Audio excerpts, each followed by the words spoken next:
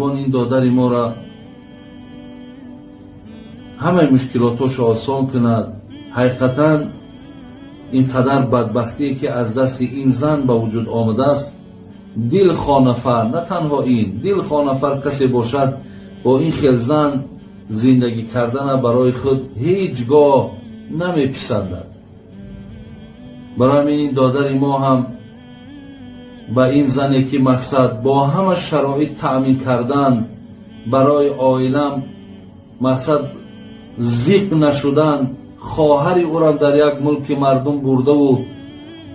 اینها را از خوراک از جای تأمین کردن، بازم همین که این آدم ناشکری کردن، بازم همین که این آدم به قدر این شوهر نرسیدن،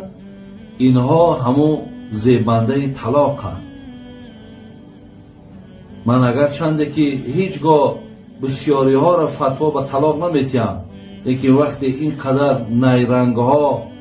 3 روز و 4 روز گم شیدن، خود به گنگی